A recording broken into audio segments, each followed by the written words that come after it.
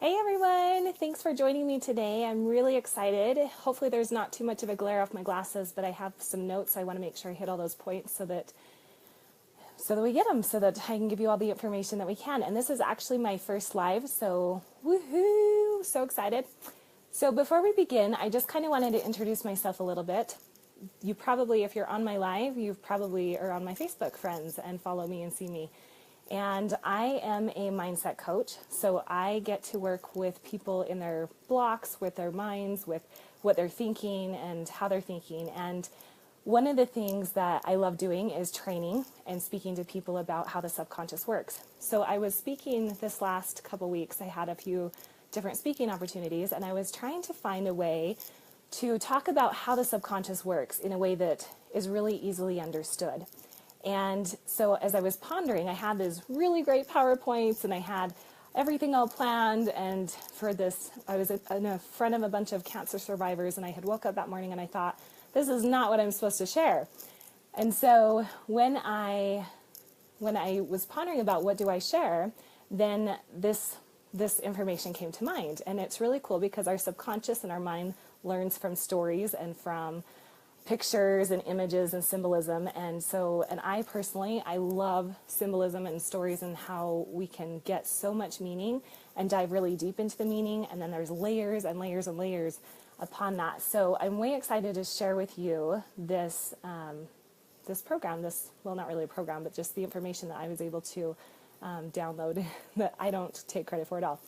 So why this topic? This is something that is really, really important to me because literally learning how the subconscious works, how the subconscious integrates, and how we have a conscious mind, a subconscious mind, and we have our body and the results, all of that is so important with the results that we get in our life.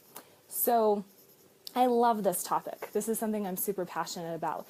And before we jump into explaining how, we're going to give a few people time to jump on here. But before we get into how the subconscious is like the FBI, first we have to go back and start at the beginning. When you are born, we are born into a situation, into a space. We are born, our subconscious is not really, there's like a division between our subconscious and conscious. We're in more of what they call a theta state. It's a more susceptible state. So we want to be more in a susceptible state, a more suggestive state, so that we can actually take information from parents, from teachers, and we can take the things from life and learn. And that becomes basically our blueprint for life.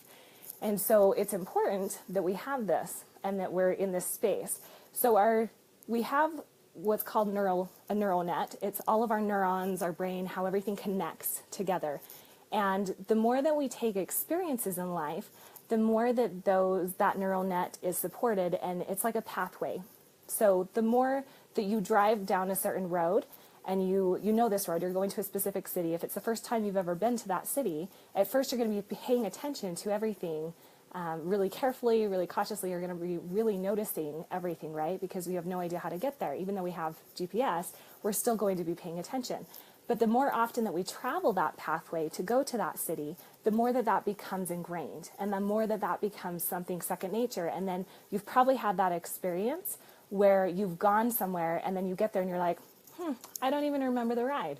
I don't even really remember the turns I took or how I got here. You just kind of do it on autopilot.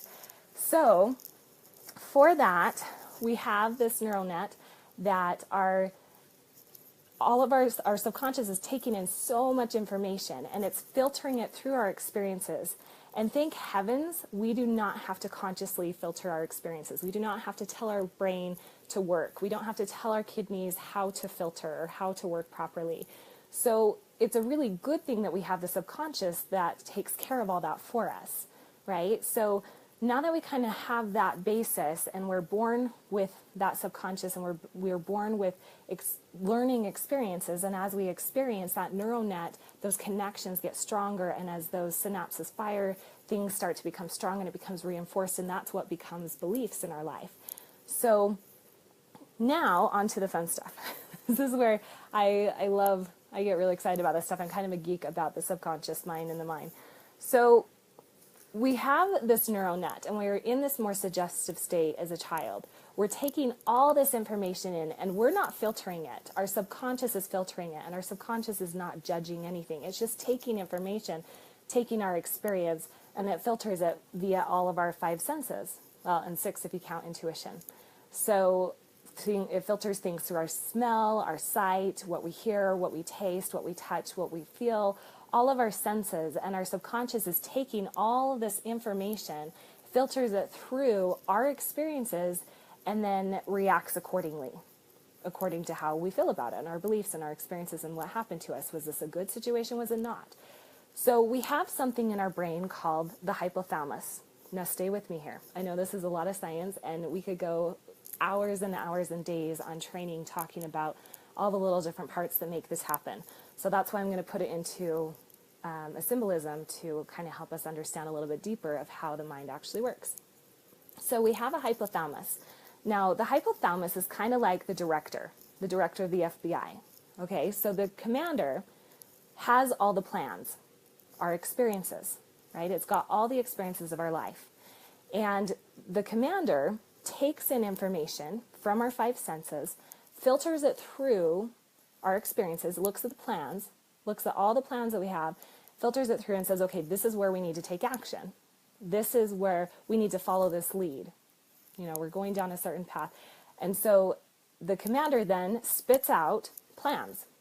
And the commander's plans are they're protein, basically. Protein, a combination of protein. So it sends out, the hypothalamus sends out, or the commander sends out all the plans to all the other FBI agents that are all a part of this. Okay? Now, if we think about how we play into this, like as a whole being, we are what the FBI would consider the package. Right? Now, what is the number one purpose of the FBI recruits and the FBI? What is their role with the package, with us? It's to protect the package.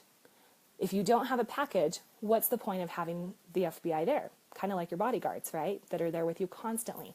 So the security, the FBI recruits, their main job is to protect you, to protect us, to keep us safe. That is the number one goal and role of the subconscious. So the commander, the hypothalamus, takes all the plans, all the information from the senses, it reads the environment, right? So it's going to read everything in our environment, and it's going to take all that information, and it's going to read it from our experiences, and then it's going to send the plans on down to all the recruits. Now, all of our cells, they're estimating about 103 trillion cells. That's a lot of cells. And if you imagine every single cell is like having a little FBI agent. And that agent also has protein receptors. So their protein receptors are like their comms, or I guess in my case, my comms that I'm listening to. So we have, every FBI agent has their comms, and they're listening for the commander, for that subconscious, for the direction, from the input that he has, the direction that he gets. They're waiting for him to send them information, to give them direction. And they all have access to it instantly. So just like the comms, when the commander sends out information over the ears or the phones or however they do it, and they're pushing that button and they're talking to them, they're talking to all those recruits, all the FBI agents, then every single one of them here's the commander, and the commander, because it gives them orders, it's sending them protein sequences, it's sending us chemicals. That's really all emotions and reactions and responses are the proteins. When we break them down, they're really just chemicals. So the hypothalamus, the commander, sends out those, or director, sends out those plans, and the recruits listen, and we respond accordingly. So all the FBI agents have their comms, protein receptors, they're paying attention, listening, and they're acting accordingly. Now, what's interesting is because they have that immediate interaction and response, they can react really quickly. Then what's interesting is any new information that comes in, our subconscious, the commander is well aware of what's going on, but also all the FBI agents, right, all of our cells, every part of us is aware and listening through all of our five senses, whether it's something, a color or a smell or a taste or a touch or something we feel or our intuition, it's paying attention to all this information, and it sends that information back to the commander. And then once they have that information, because the commander may not be in the area, let's say he sends the recruits to a park, to go scope out the park to see if it's safe, any situation, which in our life could be something like wanting to go for our hopes and dreams, right? So we want to move forward in something that is new and different. Now, it's so fun. I love this because the FBI will go scope things out. They're going to check everything out, make sure everything's safe. They're going to check for bugs. They're going to check for bombs. They're going to look for threats, right? They're going to do a threat assessment. And so they're always on guard, always looking for information, taking it in, filtering it out, sending it back up to the commander, letting the commander know what's going on in the environment, and then they will act accordingly. Now, if this is a situation where they've been there before, so say this comes from our experience. Say we've been to we want to do something that we've done before. We have a goal. Maybe it's to go hike, go on a trail. Okay, now we've been on this trail many, many times. So just like going to that city that the first time where you've never been, at first, it's going to be a scary new experience. And your FBI recruits are going to be all on guard, on edge, waiting, worried, concerned, looking at everything as a possible threat because its main purpose is to keep the package safe. Now, in a situation where they've been there before, so say you've hiked a trail like tens, hundreds of times, it's not that your subconscious and the recruits relax, but just that they're more familiar with that. And they don't really resist when you want to go on that hike. They don't resist when you want to go for that goal because it's something that you've already done. It's something that they're familiar with. They've already scoped out all the threat assessments, and they've noticed where they typically are, where they have, and they've also experienced your experience of making it to the destination and back safely. So it went well. So now we're talking about something different now. So now say you want to have a new goal. So maybe this goal has to do with increasing your sales and your business, or having a better relationship with someone where currently maybe you haven't had that. So when you have a new experience, then the FBI agents, again, their number one priority is to keep the package safe. So they don't really like taking the package out in harm's way. And any little thing could be harm's way because the subconscious, all of the FBI recruits, is kind of like new recruits, right? So those new shows, or those shows that show the new recruits, the FBI recruits, they're a little bit trigger happy. Like they take everything as, oh my gosh, this is a scary thing. Like we have to watch out, right? They're not as seasoned and they haven't experienced as much as the commander. So they're a little bit more wary. And every little thing is a threat. So when we start to go towards this new goal or this new dream or something that is different, it's like having one of those shows. So even though it's not FBI related, but it's like the Bourne series, Jason Bourne, right? So it's like having Jason Bourne who starts to question things. This is actually where the conscious comes in, which is a whole different conversation. However, it plays into this space. So it's like when Jason starts to question, or Bourne starts to question, what am I doing? Why am I doing this? And he has a different direction, a different goal. He starts to go through it. He gets all kinds of resistance, huge resistance, right? Everyone wants to take him out because it's a threat, because something different and new is a threat. It's not safe because we have not experienced it. So the subconscious, when we're going to that new park or that new situation, new goal, new dreams, it's like those new recruits that are gung-ho, shy, crazy about everything, trigger happy, that look at everything as a threat. And so that's why when you're making steps, when you're trying to make a change, that it feels so uncomfortable, that it feels so awkward, that we face so much resistance, because your number one priority of your subconscious is to protect you. Your FBI agents are there to protect you. And a lot of times we look at those agents and we look at them and we're like, why are you against me? Like in cases I've had a lot of autoimmune challenges. And so with that, I've felt like, why is my body attacking me, right? I feel like all these little cells, everything that's talking to each other, filtering it out through my experiences of what it perceives as harmful to me, and it takes that information in, it starts to feel like I'm a prisoner in my own body, and that all my little cells, all my little FBI agent recruits, everything is against me. When in reality, they're not. They're literally there to protect me. And they don't have all the information because they're basing it off of what the commander sends them, the plans, the previous plan, our whole experiences of our lifetime, right? It's basing it off of that because that's all the information it has. Now it can project into the future. The commander does like to look at the future, and all the FBI agents will get on board and they'll look at like a future threat, right? And so they dream up all kinds of horrendous possibilities and things that could happen so that they can prepare to keep you safe and keep the package safe, right? So their main goal, again, is protection. So it's rare for the body and the subconscious and the conscious to want to really live in the present. Well, the conscious wants to live in the present, but the subconscious doesn't want to live in the present because the commander has information from all the plans from the past, but also projected plans of what could be potential threats in the future. And so it's always on guard, always looking out for safety. Now, this is a beautiful thing because it literally is tied to our survival. It's tied to, if there was a tiger in the room, you bet I would want my little recruits being on edge, on guard, ready to fight, flight, or run, right? Like they're either going to beat that thing out, they're going to take it out, or they're going to book it and hopefully be faster than the next person, right? So if there's a tiger in the room, I really want to be safe. I really want to know that all these FBI agents have my back, that they're protecting me. And yet at the same time, sometimes, what if that tiger is trained and it's more like a big kitty and it's really not a threat? So some things our subconscious takes, and the commander, because of all of our experiences, the plans, the information that he has, is based off of something that may or may not be relevant. Now, how often does an FBI agent or police officer, military, or anything, they're going down a certain lead, they're tracking down a lead, and come to find out that it wasn't even that at all, had nothing to do with that. It was completely over here doing something else. And so our subconscious, you get to hear my cute little noisy dog.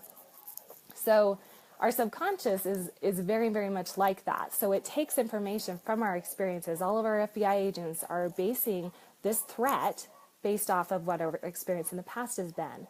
Someone may compliment you and tell you you're worthy of love or you deserve love, or, compliments are one of the things that I work with clients on a ton, because most of the time we brush it off and, no, I really didn't. I woke up late. I didn't even do anything, or we don't receive that because inside of our network, our experience, all the plans that the commander's had and the information that he's had has been that we're really not deserving of love. We're really not worthy of that. We don't deserve to be happy. Everybody else deserves to be happy, but we don't.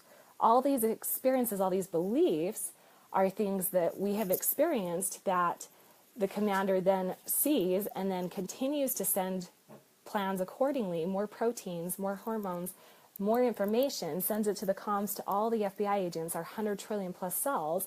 They're picking up on that again and reacting again.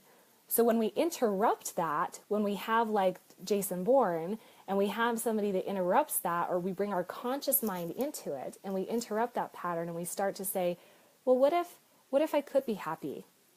What if I could have a better relationship with my family, my friends, my partner? What if I could actually make some sales and know that people want to buy from me? What if I was worthy of love? All of those different things were interrupting that pattern. And again, the commander has no proof of that, has no experience of that.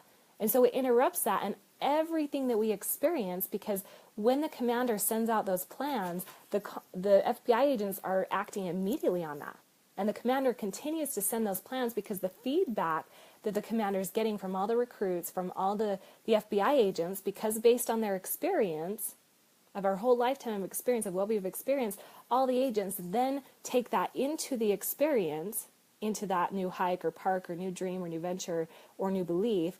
They're taking that in and it feels off, and that triggered protein, that triggered emotion, the chemicals that come from that feeling, this doesn't feel safe for me. It's not safe to receive a compliment. It's not safe to believe that maybe I am safe to express myself. Maybe maybe that is safe. If they don't agree with that, those chemicals, that hormone, again, that information is going from the recruits back to the commander, And again, the commander is where we get all the information. So the commander then sends more proteins, more chemicals, more plans that are in more of agreement with our experience. So how do we get the FBI on our side? Because the reality is they are there to protect us. That is their number one main job, again, to protect the package. They're doing their job. But they're protecting us based off of threats that aren't really threats. And the commander, the hypothalamus, our subconscious cannot judge. It does not judge. It's not a very good judge. It's literally like Google. You know, if you type in something, Google doesn't judge that. It just takes the information and it spits out hundreds and thousands of pages of information based off of what you put in it. That's how our subconscious works. So when we interrupt that and we want to change that up, that requires our conscious mind. And that requires thinking differently. And it requires looking at what we see as a threat as maybe not so much a threat. Because I believe that there is something that is greater than the commander. And our consciousness, when we tap into that, we're tapping into our higher self, right? We're tapping into the present moment, which really is the only moment to make real change. And I believe that there is a God. So whether that's universe or whatever that is that speaks to you, I work with all kinds of people, clients with all kinds of different faiths, atheists, Buddhists, all kinds of different people. And we all find common ground. So you replace whatever you feel comfortable with that. But I believe that when we're in harmony with our conscious mind and we're listening and tuned into that vibration and we're tapping into that space, we're in alignment with that universal laws and principles which God works with. And so we have these beliefs oftentimes because of our experience that says, you know what? My prayers aren't heard. I'm not loved. Things don't work out for me. Because based off of all the plans, that's what the commander has. That's all the evidence that the commander has. So he spits out the continued plans to all the FBI agents, all of our 100 trillion plus cells. They pick up that information and they run with it. So when we tap into our conscious mind and we tap into our higher power and we tap into being in alignment with asking different questions and questioning, what is that really a threat? Is speaking in front of people, is talking to people, is having a conversation, is being honest really a threat? Or did I just perceive it because of some experience when I was little where I got put down, or I got made fun of, or I got hurt from it, or emotionally wounded from it.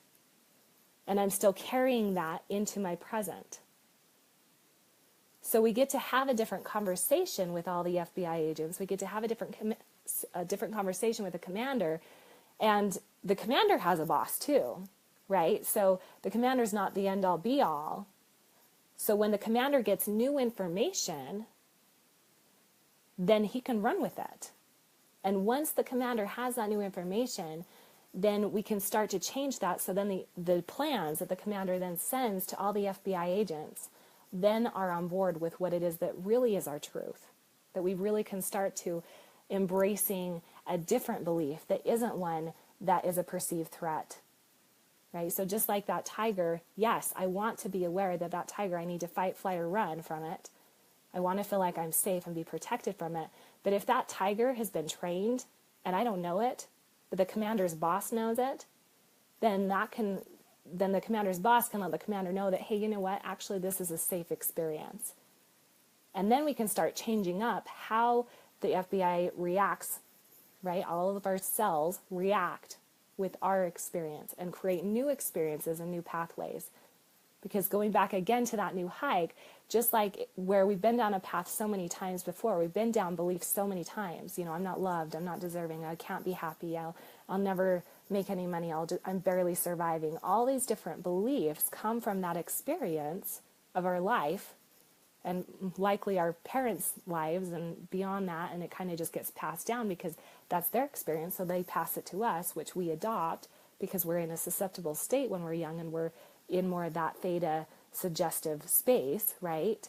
And then when we start to reason, we just are validated by our beliefs that we had adopted as growing up, because that's what our subconscious does. It just takes information, it doesn't judge it. The commander doesn't judge it, it just goes with it until it has new information. So I'm going to do another live on the conscious mind then about how do we get that new information in, and how do we get our FBI agents, our 100 trillion cells, how do we get them to listen differently, to listen to a different story, different belief, to start to buy into something differently, and to not look at what is a threat that really isn't a threat, but how to look at that threat as something that really does work for us, that is something that is beneficial, that really is supporting us in a really healthy, beautiful way. And it's kind of a conflict, because anytime we step into something new, we're going to face this resistance, right? Because anything new, your subconscious, all your FBI agents are looking out for all the threats, and their number one priority again is to keep the package safe. So they're looking at every experience, opportunity, everything new as potential threat.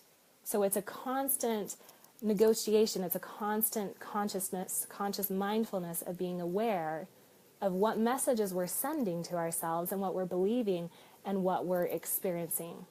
So the next live is going to be on how does that work? We're going to talk more about, we're going to talk about our words and how the subconscious really does work from that. And it's so fun. People call me a word watcher, because I can tell where people's mindset is. I can tell what the level of safety that they feel, the beliefs they're listening to. I can tell by listening to the words they speak, because the subconscious filters all that information, our commander sending it down to all the FBI agents. They're reacting, responding, and that's what comes back out. That's the words that come out. That's the language that they use. So I can tell where people's heads are at based off of what they're speaking. So we can start to change that dynamic and change what the subconscious is getting based off of what we're speaking. That's not the only thing, but it's one avenue, and it's a big avenue. So we're going to talk about that next time. So let me just make sure that I got all my little points here.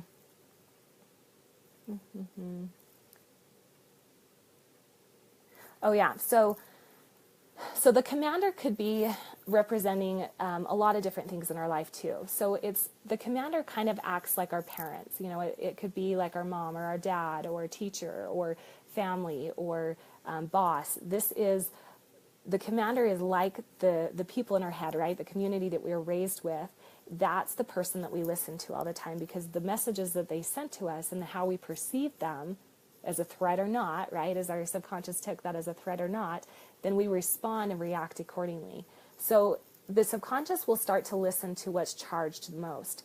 And when we revisit certain emotions often, where we feel depressed or we feel discouraged, where we feel like there's no hope or we feel like we're never going to be enough, we really believe that because that's our experience. And then again, because that's our experience, that's what the commander keeps sending more plans based off of that, more information, and the recruits all pick that up. They send more signals out that go back to the commander, that it's that continual cycle. And so we're listening to that community, and that charge, whatever is charged in our body, is going to send that signal to the commander to say, hey, we've got a situation, right? This is what's important, because if you have certain cells and certain FBI agents that are over in a certain spot and they're getting fired on, they're going to send that back to the commander like ASAP, right? They're going to be like, we have a situation.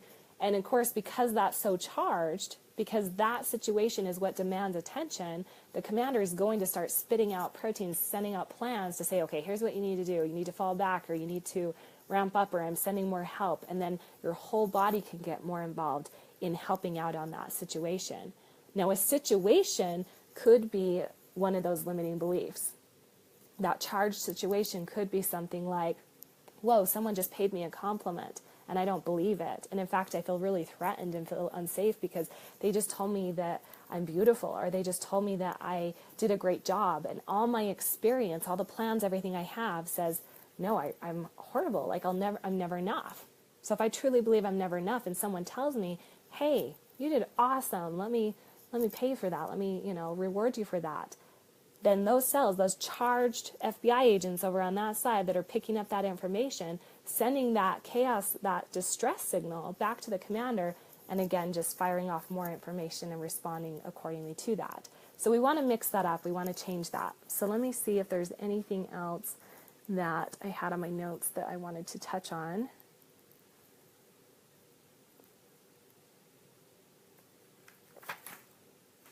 I think I covered pretty much everything. So the next live, so we're going to talk the next live again. We're going to talk about the conscious. So if you're just jumping on, then I would encourage you to go back and watch this from the beginning so that you're caught up. And then from the next time, we can talk more about how to bring the conscious mind into talking with that director, the FBI director, so that they can get new information and we can start to change how the responses in our life are. So thanks so much for listening. Yay, I'm so, so grateful. Infinite love and gratitude. Love you all.